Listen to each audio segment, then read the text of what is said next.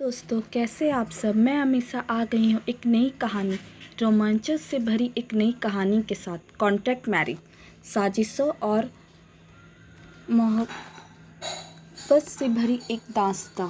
It's beginning of magical power, जिसका मैं promo देने जा रही। आई होप ये कहानी पसंद आए आप सबको। चलिए ज़्यादा वक्त बर्बाद ना करते हुए कहानी शुरू करते हैं। ये कहानी शुरू होती है कि वानी और विराट के ज़िंदगी के सफ़र से। विराट जो कि एक बिजनेसमैन है, वही वानी एक सीक्रेट डॉक्टर है। फिर देखते ही देखते एक दूसरे के साथ वक्त बिताते हुए, एक दूसरे को जानते हुए, समझते हुए उन दोनों को एक दूसरे से प्यार हो जाता है। इसी बीच एक और कहानी शुरू होती है, जो थी वानी से 2 साल बड़े भाई देव और विराट की बहन मिष्टी से, जिसे सब आलसी मिष्टी के नाम से जानते थे। पर देव के आने के बाद आलसी मिष्टी भी हल्का फुल्का काम करने लगी थी। वही देव एक अपाहिज इंसान था, जिसे गाना गाना बहुत पसंद था। वो कभी कभार अपने गिटार पे कोई ना कोई धुन छेड़ दिया ही करता था, जिससे उसे काफ़ी सुकून मिलता था। जिसका आधा शरीर किसी हादसे में पैरालाइज हो गया था, बाकी आधा शरीर अब भी जिंदा था उसका। पर मिष्टी तो देव को देखते ही उस पर फिदा हो बैठी थी। देव इतना क्यूट और मासूम था कि मिष्टी को उस पर प्यार हो गया। और कुछ वक्त बाद उसे पता चलता देव ही वो है जिससे वो बदला लेने के लिए काफ़ी वक्त से आग की लौ में चल रही थी। इसके बाद शुरू होती है वानी के सबसे बड़े भाई अगस्त्य और विराट की बहन संजना की कहानी।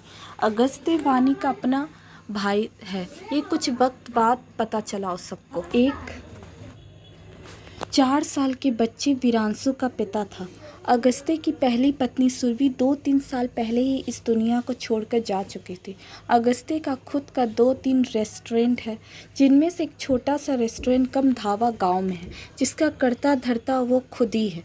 और बाकी रेस्टोरेंट को वो उसके दूसरे आदमी देखते हैं। वही संजना एक खुले मिजाज की लड़की है, जिसे अगस्त्य का शांत व्यवहार और दूसरों के बारे में सोचना और सबको माफ़ कर देना, जल्दी नाराज़ ना होना काफ़ी अच्छा लगता है, जिससे वो उससे प्यार कर बैठती है। कि कुछ वक्त बाद अगस्त्य को भी संजना से प्यार का एहसास हो जाता है। लेकिन संजना की माँ प्रियंका सिंघानिया की वजह से उसे ना चाहते हुए भी अपना और संजना का दिल तोड़ना पड़ता है, क्योंकि प्रियंका जी नहीं चाहती थी कि उनकी बेटी संजना किसी और के बच्चे यानी अगस्त्य के बेटे वीरांशु की जिम्मेदारी संभाले। दोस्तों, ये मेरी पहली कहानी है, कुछ गलती हो जाए तो माफ़ कर देना। और आपको मेरी कहानी कैसी लगी बताना। ओके, शुरू करते हैं। मुंबई रात की 11 o'clock ग्रीन अपार्टमेंट में एक लड़की अपना सूटकेस लिए टैक्सी से उतरती और टैक्सी वाले को पेमेंट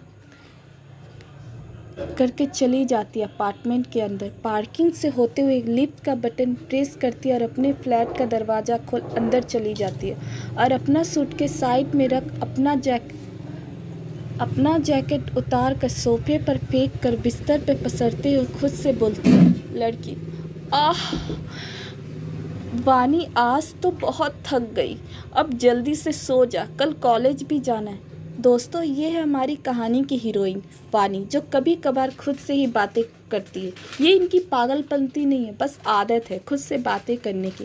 रात के 11:15 o'clock एक विला में, जिसका नाम सिंघानिया विला था, उसमें से किसी आदमी की चिल्लाने की आवाज़ें आ रही थी। उसकी आवाज़ इतनी डरावनी थी कि किसी की भी रूह कांप जाए। पर उस आदमी के ठीक सामने बैठे आदमी और उसके बॉडीगार्ड को तो जैसे उससे कोई फ़र्क ही नहीं पड़ रहा था। वो तो बस बिना पलके झपकाए उसे ही घूर रहे थे।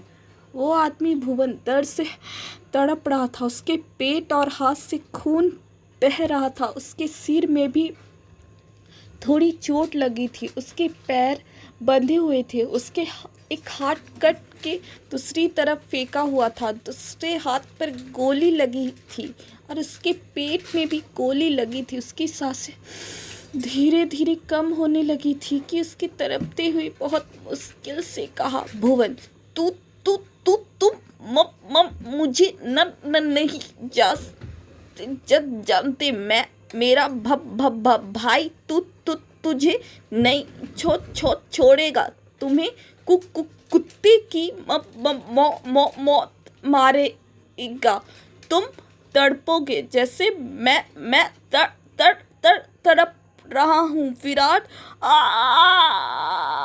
विराट कहते ही उसके सामने बैठे आदमी जिसका नाम विराट था वो उसके सीने में गोली मार देता है। फिर अपने आदमियों से बोलता है, विराट इसकी लाश को इसके भाई के घर पहुंचा दो, मैं भी तो देखूं इसका भाई क्या ही कर लेगा। इतना बोलकर विराट अपने कमरे में चला गया सावर लेने के लिए। यहाँ नीचे उसके नौकर खून साफ करने में लग गए और बॉडीगार्ड अपने बॉस के कहे अनुसार भुवन की लाश उसके भाई के घर पहुंचा दी।